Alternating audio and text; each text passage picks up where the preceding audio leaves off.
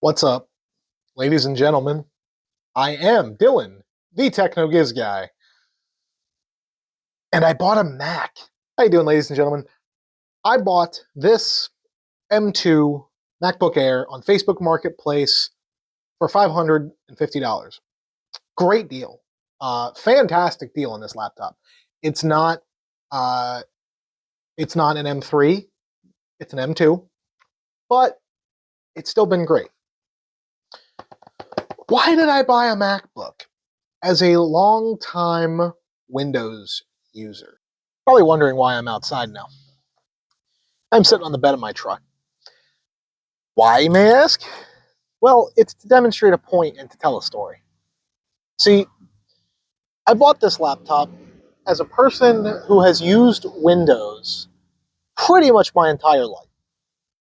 There has been stints where I've used Linux.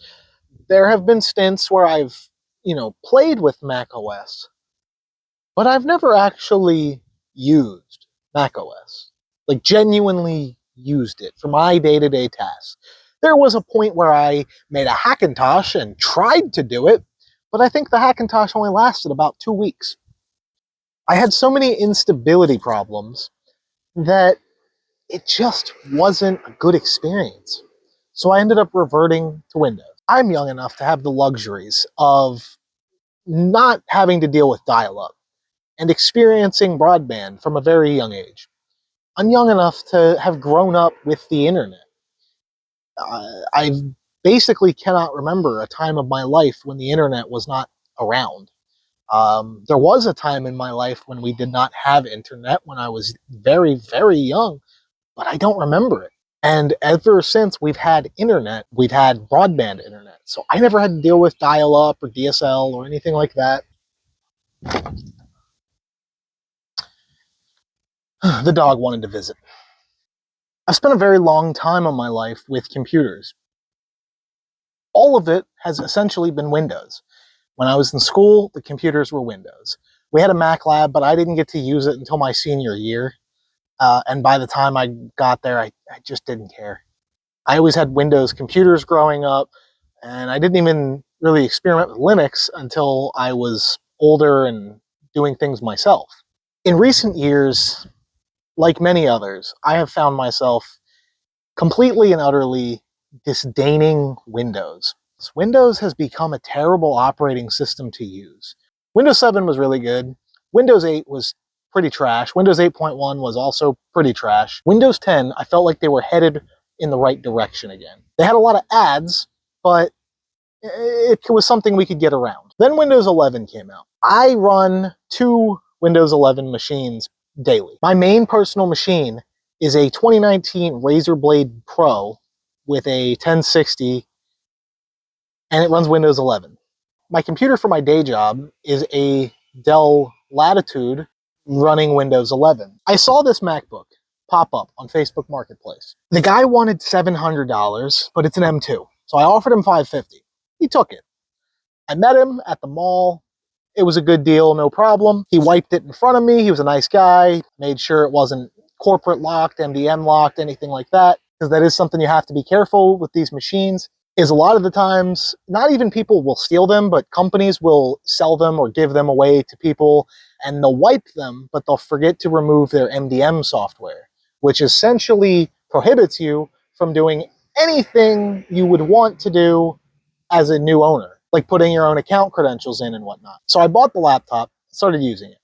The reason I did this is because I made the decision that in November, when Apple has their keynote event and drops the M4 Max, I'm going to be buying one, and it is going to be my primary machine. So when I saw this MacBook and the guy agreed to $550, I really didn't even want to buy it. I didn't want to spend the money, but I saw it as a great opportunity, both for a review and for a beta drive to see if I like this. Because if I like the system on a $500 machine, I'll really like it on a $3,000 to $4,000 machine. Now that you know the story of why I bought this MacBook, even though I really did not want to buy it, and how I got it, and what my kind of thought process was behind buying it, now let's talk about what I think about it. Because I've had this MacBook for a week now. And for a week, this has been my primary machine. Now, obviously, for work, I have to use my Windows laptop. Except I really don't. Most of my job at work involves me remoting into other systems.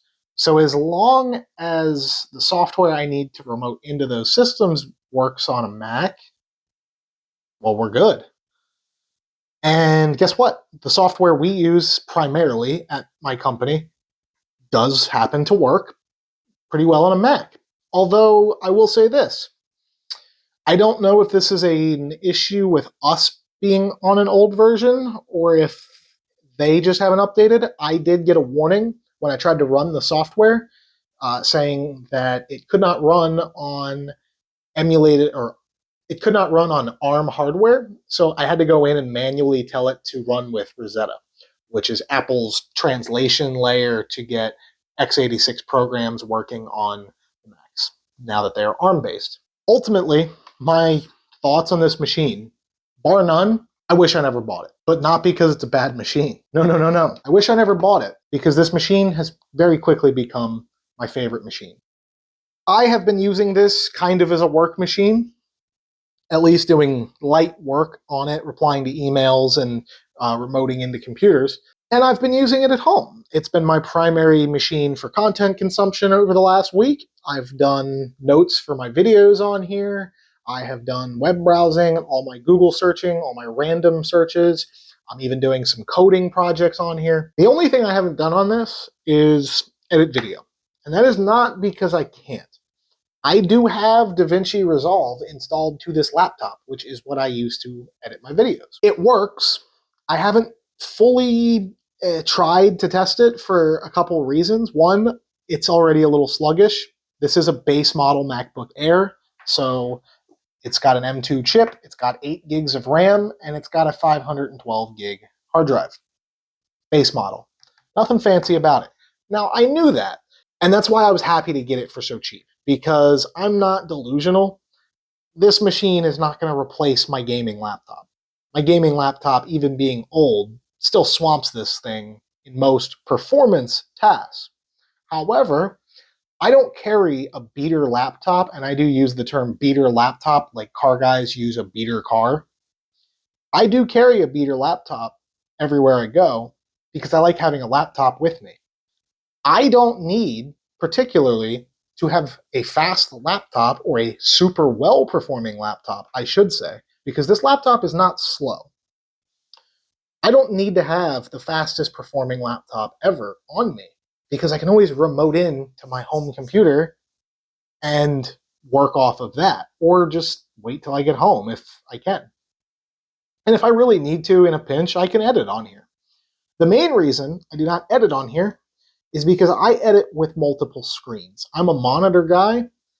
This laptop only supports one external display. So if you have the lid open, you can get 2 displays. You get the laptop and you get a display. However, even if you close the lid, you still only get 1 external display. Now, see, that's not enough, especially because this is a 13-inch MacBook Air.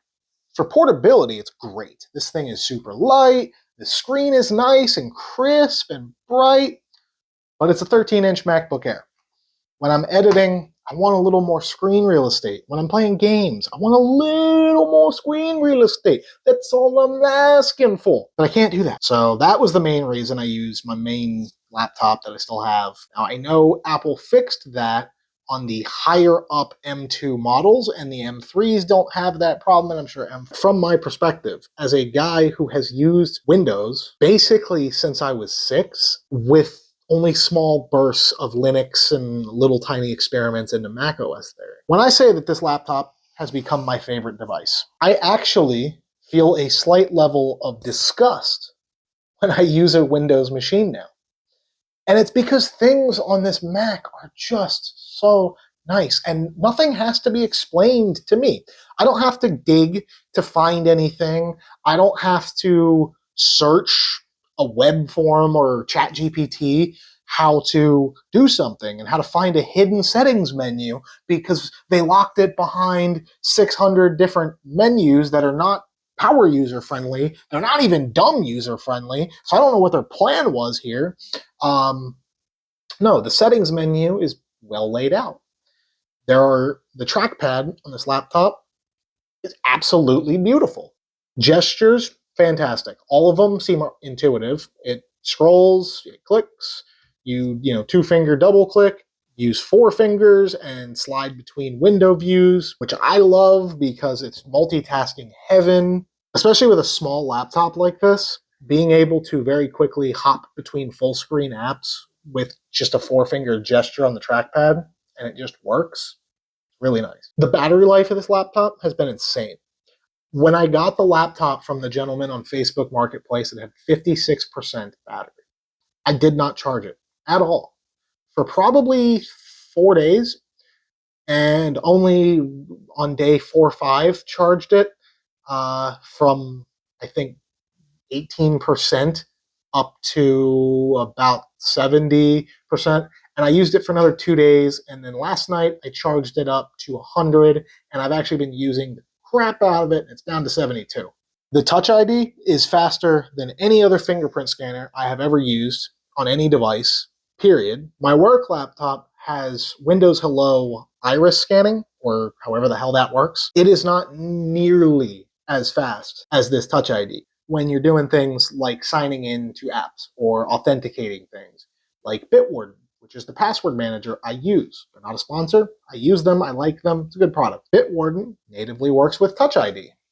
It's been awesome. Anytime it asks me to log into my Bitwarden, quick little tap of the Touch ID. Within half a second, by the time my finger is down on it, it's already scanned my finger, verified it, and approved it. And we're in. Time Machine, if you're watching this video or you're watching my channel, you're probably an IT guy or you're at least interested in computers. One thing we all know is that you're supposed to take backups of everything. Do we all do it? No.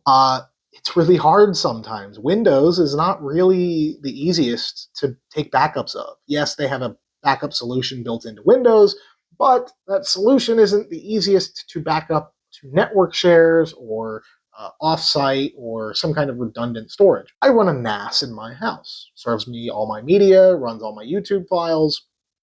Great little device. I made a share. I checked the box that said Time Machine, and I opened the Time Machine on my MacBook. I didn't even have to put the IP address of my NAS in. I opened Time Machine. It reached out to my network, saw the Time Machine service on my NAS, pinged it, and said, cool, provide my NAS credentials, and now my laptop is completely backed up to my storage server.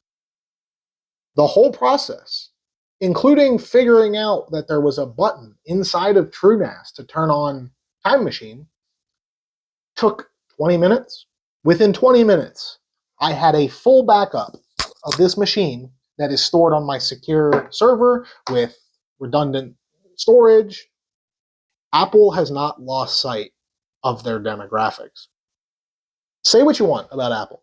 They are expensive, money hungry, greedy, sometimes all that not innovative, right? They are a big tech conglomerate. They are not our friend. They do not care about us. They are not nice people.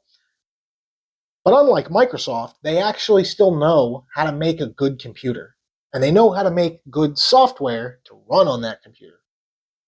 Microsoft has a terrible problem right now where the Surface line of their tablets and laptops that they make are really solid hardware. But their software, their own in-house software, sucks. Gaming on this thing, it's not perfect. I've tried it. It runs Space Engineers, not super well. But when you run Steam, thanks to Proton, Steam is able to run games. However, this machine does not support 32-bit programs. Rosetta cannot translate them, only 64-bit. So any games that you have that are 32-bit will not run. Perfect example, I apparently can play GTA 5 on this laptop through Proton.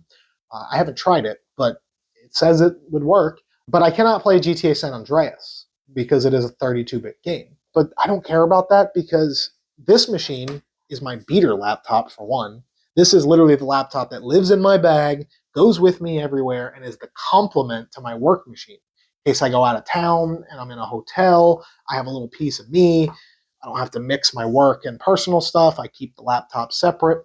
I find myself reaching for this over my work laptop, even to do work things, because it's just so much nicer. The inbuilt hardware encoder for the Apple chips, awesome. It just works great. When I open my Launchpad, which is the equivalent of like your start menu, there's some apps in here that come pre-installed. But then almost this entire second page and the entire, bottom half of the bottom, or the second half of the bottom row, are apps that I've installed. So the limit of apps that are installed on this thing are from this other folder up to the App Store. And chess. It comes with chess. But that's it. Everything else on this laptop right now, I installed. You know what you notice about that? Hey, Candy Crush isn't on here. So I have an iPad Pro. I believe it's a 2020 iPad Pro. When I was in high school, took multiple different digital art classes, and I grew really accustomed to a drawing tablet.